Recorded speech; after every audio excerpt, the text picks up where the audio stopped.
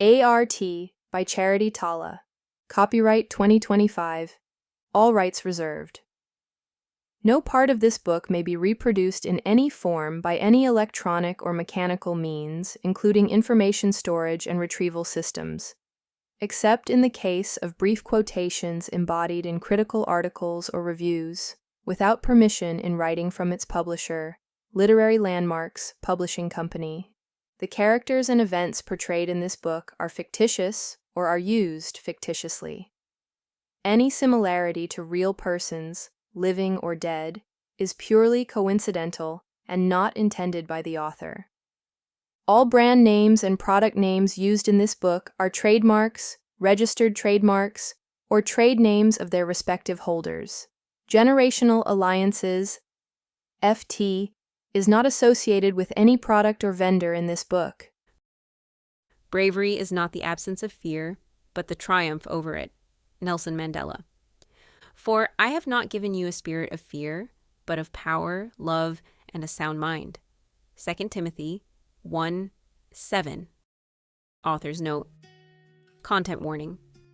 A.R.T. tells the story of two young adults who find strength in each other as they confront the challenges of familial loss, suicidal thoughts, and trauma experienced during adolescence.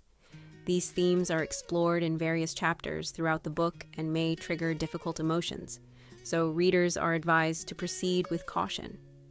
Thank you for reading, and please remember that you are not alone.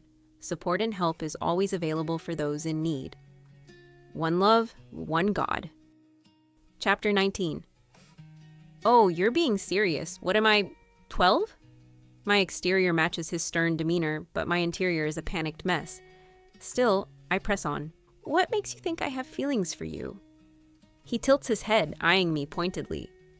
Need I remind you of what happened the day of the art showcase? The almost kiss? You can't be serious. He's serious. I see it in his unwavering gaze, firm stance, and pursed lips. I already explained and apologized for that mistake. Do I have to repeat myself? Sure. If lying is going to make you feel better, be my guest. My fingers ball up. His unconvinced expression is rattling my nerves. He changes positions yet again, crossing his arms over his upper chest like he's some security guard refusing to let me pass. Zoning in on the tightening of his sleeves, I shamelessly wonder if his arms feel as firm as they look. I should look away, but I can't, for heaven's sake. With a grunt, I strut toward him with every intention of looking him straight in the eyes and denying my feelings for him to his face. But as soon as I come up to him, I falter. I don't know if it's the closeness, his intoxicating, manly smell confusing my senses like kryptonite, or the fact that I knew he's right. Whatever the case, I can't say it. Screw you, I murmur instead, turning on my heel. But I end up back where I started. It takes less than a heartbeat for me to realize his fingers, wrapped tightly around my upper arm, are the cause of my immobility. Say it to my face. He snares as I inhale the sweetness of his breath.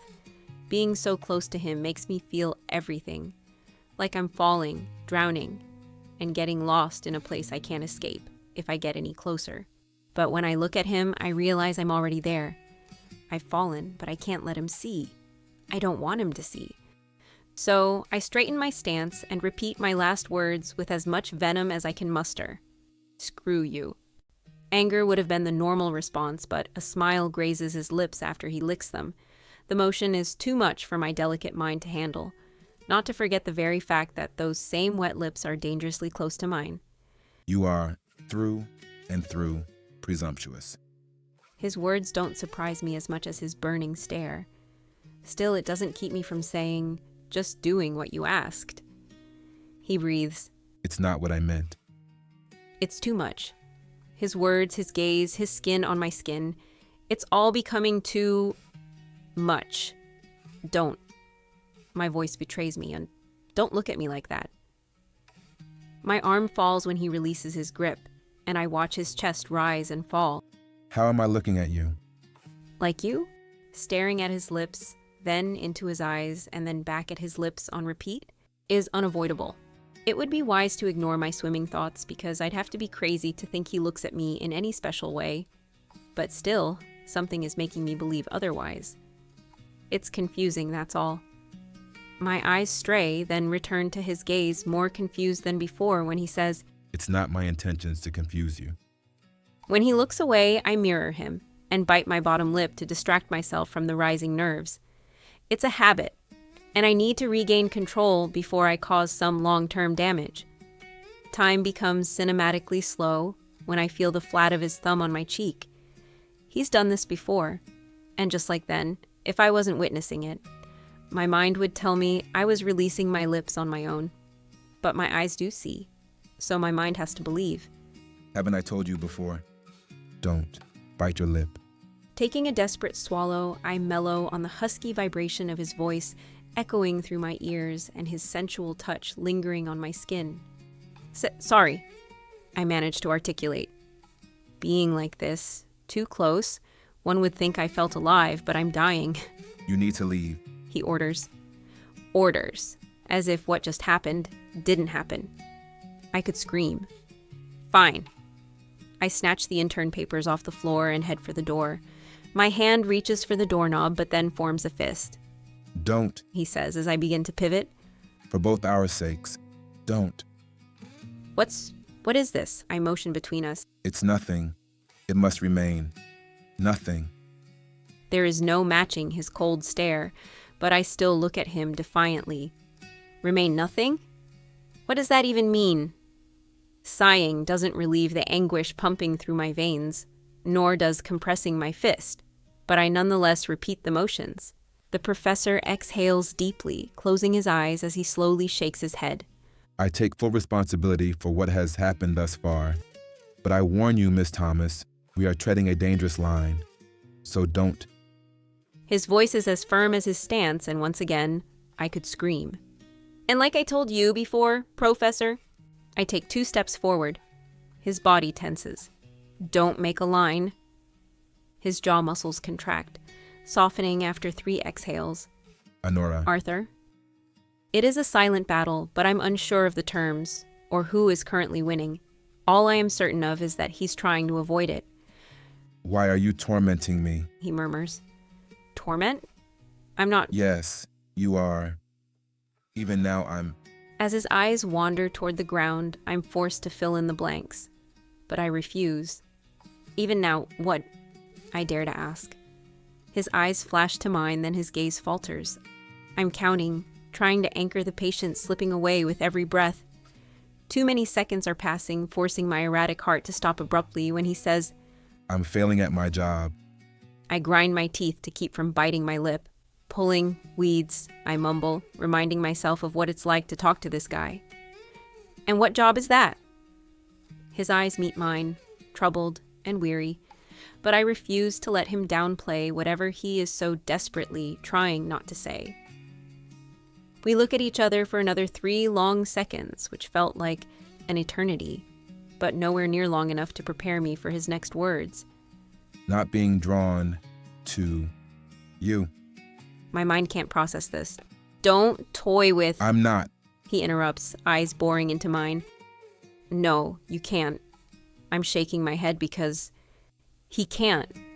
I can. He says, closing the space between us. I am. He adds, watching me so closely, I fear he will hear my thoughts. I shake my head again, moving away from the warmth of his touch against my cheek. This is crazy, I mostly say to myself. I know. No, you can't possibly know. My mind is spinning out of control, trying to process all his words and actions up until this moment. So why did you react the way you did before when I tried to kiss you? I ask carelessly, but I have to be sure. If this isn't real, if I am indeed dreaming, he sighs. I was caught off guard and... And what? Now you're supposedly drawn to me? I laugh as my annoyance increases. Unbelievable. You have some nerve saying this now. Is it because I'm dropping your class? Wait, what? No, that has nothing to do with it. I cross my arms. It seems quite convenient. So what, you figured I'll be your little secret? Is that what you think is gonna happen? I nearly shouted from the depths of my lungs. No. He says with equal volume. God, Anora, I would never. Frustration masks his anger, but I can't shake this feeling. The feeling of knowing I will soon have to wake from this dream and face an unwelcome reality.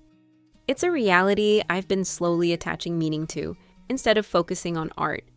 I've given the professor too much purpose, yet not enough, knowing he could never be more. So, how can I accept him seeing me as more? This is crazy. 100% straitjacket madness. Yes, in my position it would be convenient not to care. So did you ever consider the risk I'm taking by being honest with you? My senses spring back to the sound of his voice, but his words are illogical. If you don't believe me, fine. We can pretend this conversation never happened. But don't paint me to be this heartless person that only wants you for sex, because that's not what I meant when I said I'm drawn to you. Truth is, I don't believe him to be heartless, but my past self only knows the dark side of someone saying they are drawn to me. My so-called uncle said it was my fault, what he did, how he couldn't stop himself from desiring me. I was only 13, finally accepting my period because it's the way God made us, said Mom. I didn't want to accept the rest of my body maturing. I had no clue about what turned men on, yet he made me believe it was my fault he couldn't suppress his sexual needs in my presence. I can't be that again, someone's fault, especially the professor's. Unable to hold his pleading gaze, I turn and say, "What else am I supposed to believe?" This feels like self-sabotage, but I'm so scared of his confession. Its meaning. I will not be able to handle it if it's not real. Are the words I've spoken not believable enough? My heart aches upon hearing the gentleness in his voice. Yes. I want them to be, I so desperately want to say. But instead, I close my eyes and release a weighted sigh. Words are just that. Words. They can be manipulated, changed at one's will to fit their needs, in spite of what harm they may cause others. Words, if not spoken with care, can lead to the end of one's life. So, no. The words he spoke are not believable enough. The moment is upon me, quicker than I have time to react, so all I can do is gasp when his hands cup my face and he connects his lips to mine. No amount of preparation could have prepared me. No amount of dreams could touch the surface of how I'm feeling. But if I had to choose one word to describe how it felt, it would be euphoric. His taste, sweet and nutty, like the lingering aroma of almond milk in a hot cup of coffee, is delightfully satisfying, delightfully exhilarating, and delightfully perfect. His kiss is eager but gentle enough to show he wants to savor every moment as much as I do. You're a fool. No. It will never work. Stop! At such a heart-pounding moment as this, my thoughts cause me to fear what will follow. I don't want to go back to being less than this. I can't. I'm already imagining myself being wrapped in his essence, like a swaddled newborn. The feeling should scare me, but I only fear this is a dream he will soon wake up from and regret. When our lips part, he rests his forehead against mine, tracing circles along the outline of my cheeks as we both try to breathe. What are you thinking? He asks ever so quietly, tenderly. My senses tune in to our heavy breathing. The subtle brush of his fingers against my skin makes me shut my eyes as I stutter. I don't know. It isn't entirely a lie. My thoughts are so all over the place I can't make sense of them. It would be best if I didn't think at all. His warm hands adjust to the side of my jaw, guiding my sight to his. Please, I need to know what you're thinking, Anora. He looks like he's battling every sensible thought running through his mind as his eyes dance across my face. I wonder if I look the same. Breathing in, I find the courage to say, I'm scared. I barely say it out loud, but he starts and takes several steps back. Oh God, I thought. His eyes widen. I kissed you, thinking. He runs a hand through his hair, pacing back and forth, mumbling to himself. My heart takes on a nervous beat because those words weren't meant to push him away. I'm not scared he kissed me. I'm scared he will never want to kiss me again.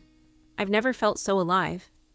Never felt so comfortable in my own skin to enjoy such intimacy.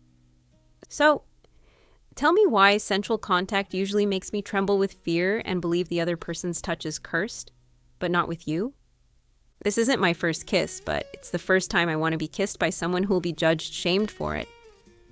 Arthur. His internal ranting ceases as he turns to face me, his expression etched with pain. Instead of uttering another meaningless word, I close the distance between us, knowing that in moments like this, actions speak far louder than words. My kiss is fervent and intense. We lose ourselves in the moment, completely immersed in the exchange. A new sensation ignites within me as we shift positions, and before I know it, I find myself perched on his desk. The things I shouldn't feel overwhelms me intensely. The desires I shouldn't have surges within me, intensified beyond measure. In this moment, fear feels obsolete. If I could wish for one thing, it would be to stay here forever because right now, this moment is undeniably real. It's something my mind can no longer question. But what about tomorrow? The next day? In a week? A month? Of course not, you good-for-nothing negative thoughts. I can't even guarantee we'll remain in this moment a minute from now. Regardless, I find out very quickly I have no say in how long this moment will last, because the once soundless halls fill with chatter, severing the moment as Arthur parts ways quicker than a shadow meeting light. His chest rises and falls with much effort, his eyes shifting nervously toward the closed and noticeably unlocked door. Sliding off the desk, I say, I should go, but my feet don't make any attempt to move again. Yes, Arthur starts, leveling his breathing to being far more controlled than mine. it would be wise. He agrees in words, but his eyes, scanning my face like he's seeing it for the first time, give me almost enough pleasure to remain where I am. My body aches, consumed with his touch, his watchful stare, the sound of his voice, and finally, knowing exactly what his lips taste like. Heaven. Attentively, he watches me walk past him toward the door. I thought he might brush his fingers along my hand or steal one last kiss, but the time passes for either of those things to occur as my hand reaches for the doorknob. Wait, His right hand presses firmly against the door, forcing my heart to take a startling pause. What's wrong? I ask, hushed. My heartbeat takes off when his hand settles against my hip, and he looks through the peephole located just above me. wait here a little longer. He adds, leaning away from the door but keeping his hand put. My hand falls to my side as I say a quiet, okay. I'm not regretting anything. It's just, I know, I say. But a few seconds ago, I wasn't quite sure. whether you know or not, don't hide how you feel. I need to know if something makes you uncomfortable, especially if I make you uncomfortable. Understand? Yes, I nod, releasing a breath I didn't realize I was holding. His hand moves farther across my waist, sending a group of butterflies to take flight in the pit of my stomach. I place my hand over his. The gesture doesn't go unnoticed as he wraps his other arm around mine and buries his face in the crown of my head. Your hair smells good. I giggle. Why are you laughing? It's soft too. He buries his face deeper. I giggle louder. The conversations outside become distinctly quiet as our conversation turns into soft breathing. I bite my bottom lip, debating whether I should say something. When I shift, he shifts along with me, bringing my body closer to his with the tightening of his arms. Arthur? He hums. I think the coast is clear. He takes a deep breath, then releases it. Are we going to stay like this forever? I ask, grinning. His arms loosen, and I shift to face him. I expect to see him smiling as well, but his expression is nothing less than serious. That would make this a dream, He says, so I'm not ready to wake. his focus drifts away as he quiets, lost in thought. Weary isn't a word I'd often use to describe Arthur, but it's sitting so heavy on him, I think he might break. His eyes close when my hand rests on his face, and then reopen once he turns his attention back to me. I instantly feel warm all over. It is almost too much to bear as I whisper, then let's promise to never wake. He smiles timidly, and I lean into his warmth, finding much comfort into knowing he wants to touch me just as much as I yearn for his touch. I want to kiss you. He coos within our embrace. It isn't much of a question than it is a statement, but I smile, my heart ready to combust, knowing it is indeed a fact. Then kiss me, I encourage. Arthur exhales, pressing his lips and filling his cheeks with air as he shakes his head. I've already done too much. Exactly, I agree too excitedly, lifting on my toes and linking my arms around his neck, purring, so why stop now? He drags a laugh, gripping my sides as his eyes settles back to mine. His once boyish smile fades into a heavy-lidded gaze. Your words are dangerous. Do you know that? I shrug mischievously. You said not to hide how I feel. Arthur lowers his head, and I lift mine, tasting the familiar sweetness. This kiss, just as slow as our first, gives passion a whole new meaning. It is as if our minds are one. I breathe, wow, that was... Arthur's nose skims my face, leaving small kisses along the way. I know. He coos. Our kisses aren't normal. The way we cater to each other isn't normal. And this strong connection I am feeling, I know he feels it too. He must. Arthur, my dear boy, how was...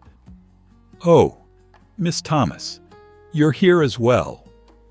There's no way I'm trusting myself to speak, so I smile, but it's not as endearing as Dr. Carlton's. What brings you this way? Arthur's question draws Dr. Carlton's eyes away from me, and my galloping heart is eternally grateful.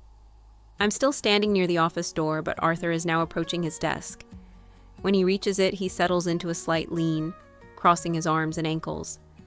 I came to discuss lessons for the summer classes you agreed to take on, but I can come back later. No, that's not necessary. Miss Thomas was just leaving. Arthur's eyes, now devoid of the warmth and passion we shared moments before, meet mine. I have shifted from being the object of his desire to just another student. Yes, I say, straightening myself and playing the part, and I will get those intern papers. Shoot, the papers. Where did they... Looking for this? Asked Dr. Carlton, picking up the packet near his foot. Thank you, I say, taking the papers from him. You're welcome, dear. He smiles. My eyes shift from Dr. Carlton's to Arthur's. How can he be so calm at a time like this? I'm one leg shake away from soiling myself. I should go. I'll get this to you soon, Professor. I hold the papers up as I address him. Good day, Dr. Carlton, I say, following it with a smile as I walk through the open door. The door closes behind me, and I release a few breaths, my heartbeat slowing as I settle my back against the door. But I start upon hearing. Have you lost your mind? I gasp, covering my mouth as I tune into the conversation being held on the other side of the door. Carl, don't be so dramatic, says Arthur. I have everything under control. If you call that under control, my dear boy, you are way over your head. Chapter 20. The next 2 days flew by in a blur. Visitors came and went, and conversations were exchanged, but I couldn't tell you what I agreed to or what I didn't. All I know is that Monday couldn't come fast enough. To say I haven't spent every waking moment since leaving Arthur's office replaying what happened will be a lie. Whether I was sitting at the kitchen table, lounging on the couch, washing in the shower, or lying in bed, my mind wouldn't stop revisiting the softness of his lips, the way his tongue moved against mine, or how amazing his fingers felt against my needy skin. But the most dangerous thought of all isn't about what he did, but rather what I, without shame, wanted him to do. My thoughts were so vivid that I feared if we ever found ourselves alone again, I'd be tempted to explore them. To make matters worse, thinking about what Dr. Carlton said doesn't bring me any comfort. I'm still trying to make sense of what Arthur meant by having things under control. Was he referencing to controlling me, my feelings, his feelings? Yet believe me when I say I'm running on 3 to 4 hours of sleep and a cheap cup of black coffee. It's disgusting, but it's all I have at the moment for a boost of energy. On the other hand, Ronnie is back to her cheerful self, still sporting a non-Gothic style. It's nice to hear she and Jacob decided to be cordial, but if I'm honest, I think she's really going to stick to it this time. I hope. Girl, what happened to you? Gravity feels like my enemy as I lift my head from my bent knees. I thought you went to bed early last night. Unless, were you with Darian? Her eyebrows dance teasingly, and I groan. You know, now that I'm thinking about it, I don't think he came home last night. Her nonsensical chatter motivates me to shake off my grogginess. First off, I hold up a finger. I was not with Darian. Ronnie shrugs, and I raise another finger. And second, I did try to go to bed early. Well, whatever you did or didn't do, something clearly kept you from getting a good night's sleep. I can only respond, as those familiar thoughts start to cloud my mind. Good afternoon, everyone. The fine hairs on the back of my neck, my arms, and even the stubble on my recently shaved legs stand on end at the sound of his voice. He's here. My mind whispers, triggering my neurotransmitters and making my heart race. Keeping my head down, I take slow breaths, but everything stops when a pair of familiar khaki pants halts to the left of me. I've just arrived, and you're already sleeping? Taking one last deep breath, I force myself to sit up, my gaze connecting with his when I do. His expression isn't one of regret like I expected. Instead, it shows concern. "No, I'm awake," I say, rubbing a hand across my eyes as I place my feet flat on the ground and straighten my back. I haven't been sleeping well. I manage to keep my tone neutral, but my eyes struggle to hold his gaze longer than necessary. My breath catches in my throat as he leans in. Are you okay? It's not just his words, it's the way he asks while looking at me with genuine concern. Taking a deep breath, I scan the room. No one is watching, but it doesn't stop my heart from racing. Without thinking, I bite my bottom lip. It helps calm the feeling pulsing through me, but Arthur's posture tenses. "Sorry," I mouth, watching him relax slightly as his eyes return to mine for a moment. Try to stay awake. He says as he walks away. "Crap," I mumble under my breath, feeling a sense of normalcy returning to the atmosphere around me. Ronnie nudges me. What was that? I shrug in response. 15 minutes into class, we start speed drawings. I can't say I care much for this type of warm-up, but today it helps me focus on something other than what Arthur might be thinking. I try to avoid making eye contact or looking at him for longer than necessary, but it's nearly impossible. Arthur, on the other hand, seems to be holding it together. Or at least he looks like he is. You will have 2.5 weeks to complete your mini-series, which is more than enough time, but don't procrastinate. Arthur, Professor Tompkinson, says as he provides more details about our finals. We need to create a 4-piece series focused on portraits, the human form in motion, or still life. I'm not sure what I want to do yet, but if I ask the professor, I know he'll steer me toward portraits. Miss Thomas.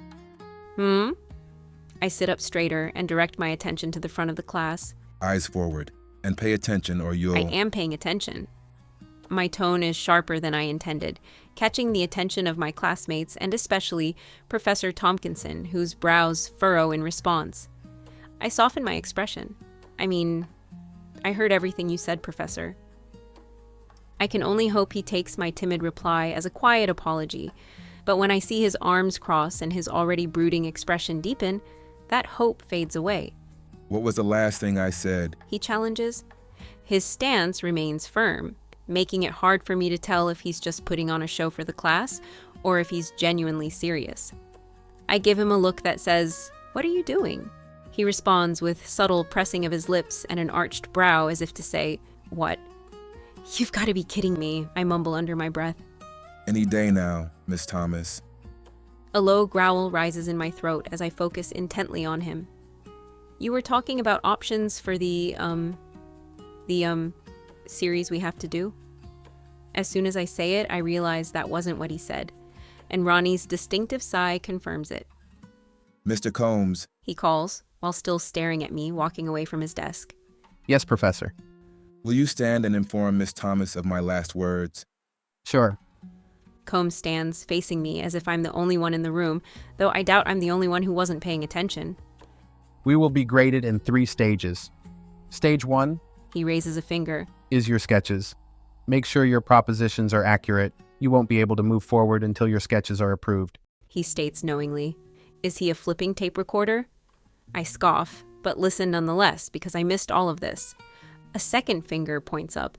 Stage 2, final review.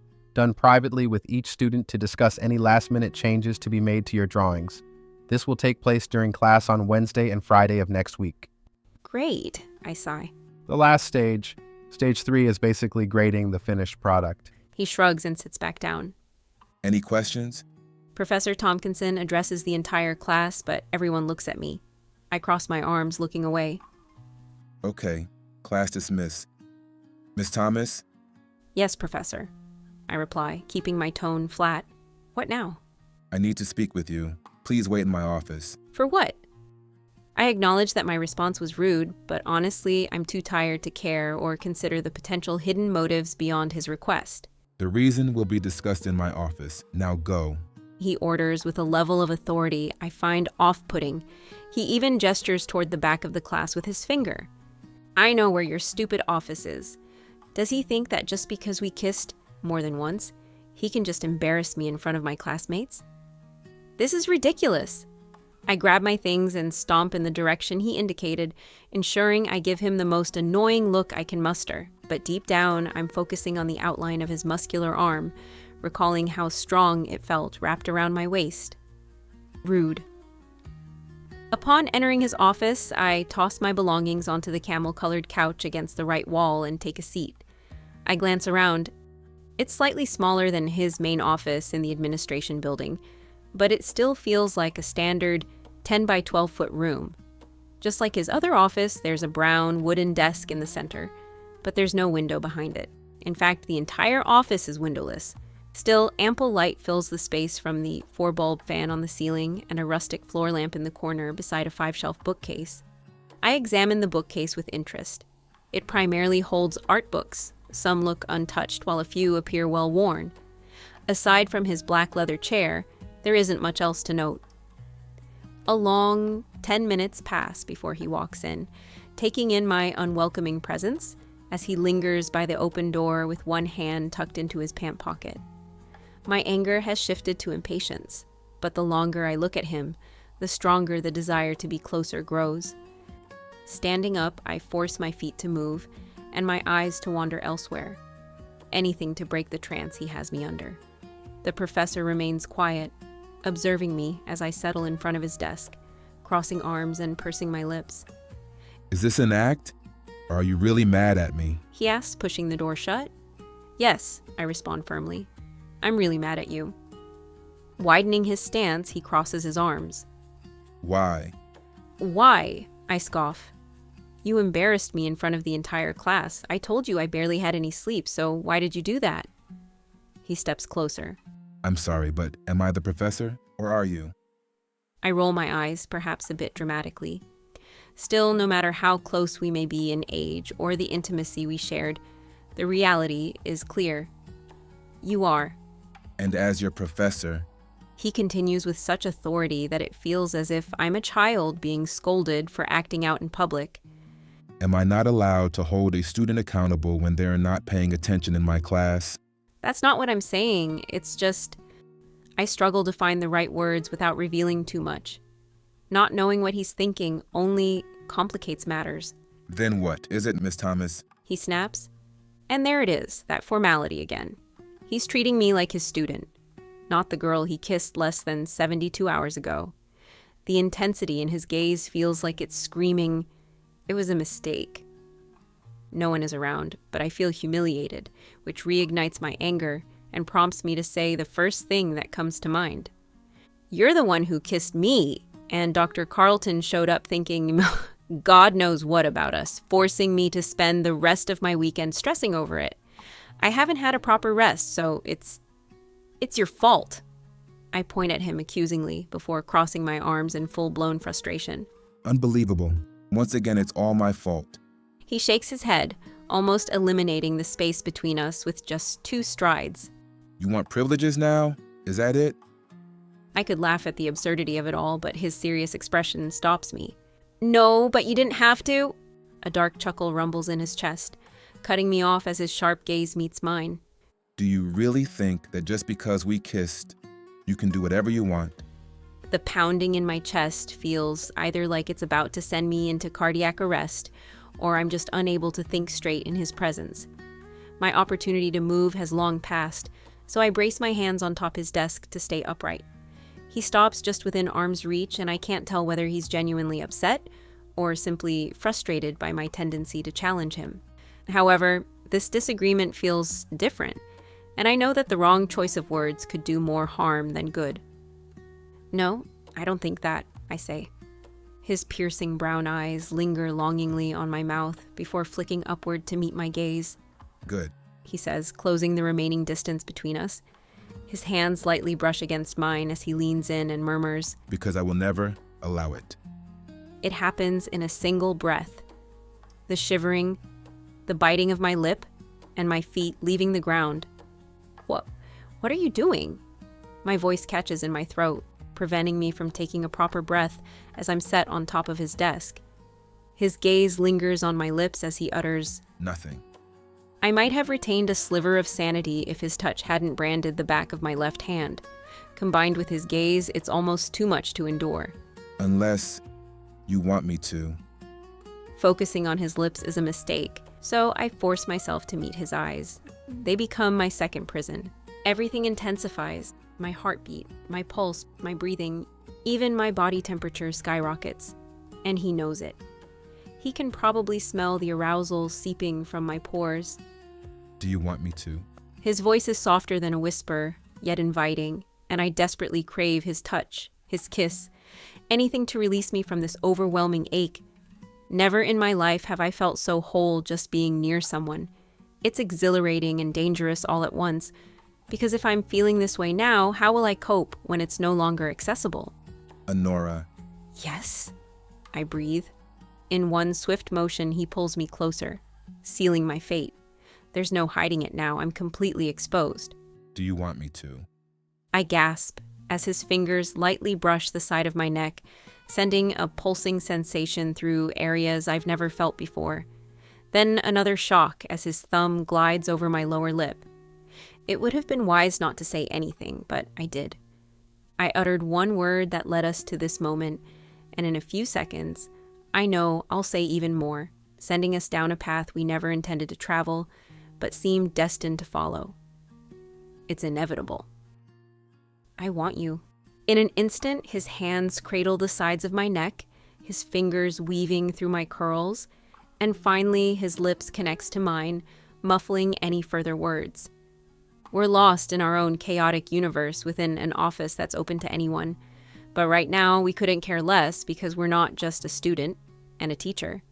We're two young people finally embracing the affection that's been simmering between us. And as far as potentially being caught, who thinks about that in the heat of the moment, especially in a moment like this? Anora, Arthur murmurs, pulling away slightly. we should stop. No. I bring his lips back to mine, wrapping my legs around his waist.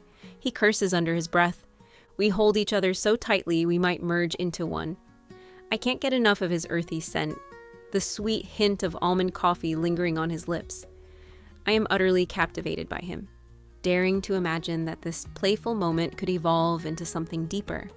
God, He breathes. we need to stop. Tell me to stop. I hear the plea in his voice, but I am so close to finally experiencing the release my body has so desperately yearned for. Selfishly, I plea, not yet. Please, not yet. We're so caught up in each other that we don't notice we're no longer alone, but as I suddenly find myself staring wide-eyed into a third pair of eyes near the door, reality comes crashing down. Oh God, I gasp, while Ronnie yells, Holy! Sorry to interrupt. I'll just... Turning on her heel, she begins to leave, and I instinctively push Arthur's stunned body aside to chase after her.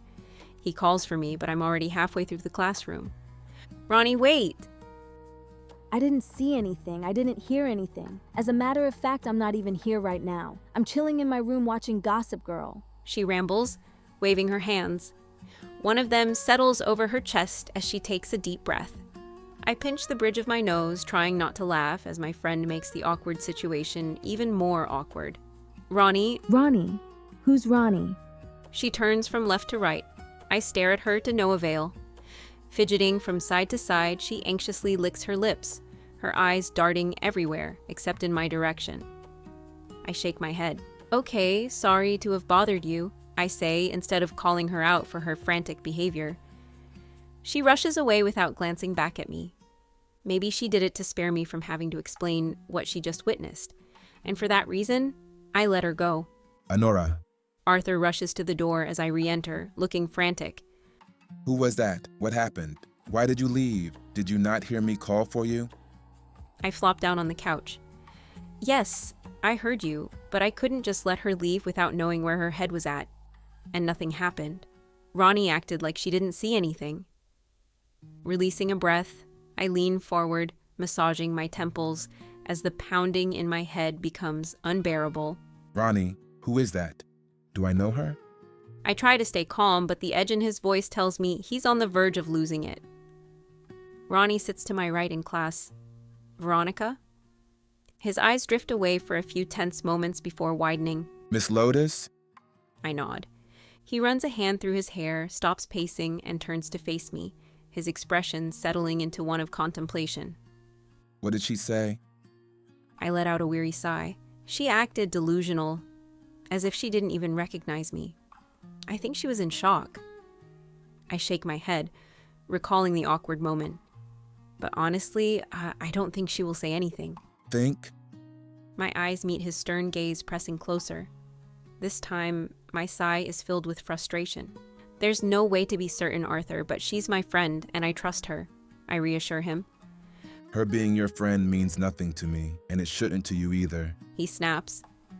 I grit my teeth, watching him pace the room. I've seen childhood friends turn on each other as adults when betrayal occurs, so forgive me if I don't want to place my career or your reputation on someone you think you know. I won't, He declares, shaking his head. I don't want to agree with him, but deep down, I know he's right. I've only known Ronnie for 2 years, so can I really trust that she wouldn't say anything, especially under pressure? I want to believe I can. I stand up from the couch and approach him across the room.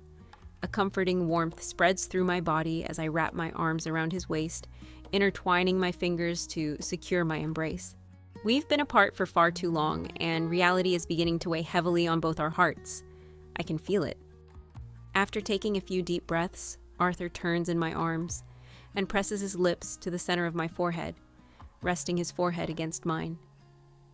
I don't want to lose this, I whisper, fighting back tears. He lifts his head and I look up to meet his gaze. It still looks troubled, but there's a tenderness in his expression as he brushes his hand across my cheek. Don't worry about that. I want to say I can only pretend to be strong for so long, but instead I lower my head. Arthur gently lifts my chin with his finger, bringing my eyes up to meet his confident gaze. We'll be fine, okay? He reassures me with a smile. I look back at him with a tenderness that stirs my desire to kiss him, but that's precisely what led us into this predicament in the first place. Even being this close feels like walking a dangerous line. I step back from our embrace and instantly feel the loss of his touch, but I try to ignore the discomfort. Well, I clear my throat and walk back toward the couch to grab my things. I should go. I'm sure Ronnie is waiting for me. She's still out there? No, silly, I laugh. I meant she's probably waiting for me at our apartment. You guys live together? I think this makes him more nervous than the thought of her still being in the building. We live in the same apartment complex. She's 2 floors above me with her cousin. I live alone. His eyes meet mine, and I can only imagine what's going through his mind. After a noticeable swallow, he says, Oh, "Don't worry, I'll talk to her." no, He interrupts. don't do that. Why not? Wouldn't it be better for me to fill in the gaps instead of her doing it herself? No. He shakes his head again. The less she knows, the better. You'll only validate her story if you help her make sense of things. It's her word against ours. You're acting like we'll have to defend ourselves in court. I might have to. I almost laugh, but I can't shake the unsettling feeling brewing in the pit of my stomach as I notice his troubled expression, staring off into the distance. He really believes that could happen. Hey. My voice is calm as I gently place a hand on his face to draw his attention back to me. I won't say anything, I promise. I would have been content with just a smile, but instead, he presses his lips against mine. As my arms wrap around his neck and his grip tightens around my waist, we pull each other closer, deepening the kiss until we're both breathless. I don't think I'll ever get tired of this, I confess, gazing into Arthur's eyes. I selfishly hope you never do, but His thumb brushes over my lips as I inhale sharply. what we're doing, He pauses, taking a breath before adding, what I'm doing, it's illegal. "What? No. I consent and I'm an adult. It doesn't matter, Anora. Student-teacher relationships are frowned upon for valid reasons. My title overshadows yours, and that itself is enough. I shake my head, but I trust you and know you'd never take advantage of me. A smile touches his lips as he replies, I'm glad to hear you trust me, but I still want you to understand that I will never pressure you to do anything you're not comfortable with. However, He takes a step back. I want us to take things slow, so being alone behind closed doors cannot happen. I lower my gaze. So, you don't want to kiss me anymore? No, I do, it's just, we need to figure something out. He smiles, but mine isn't as easily given.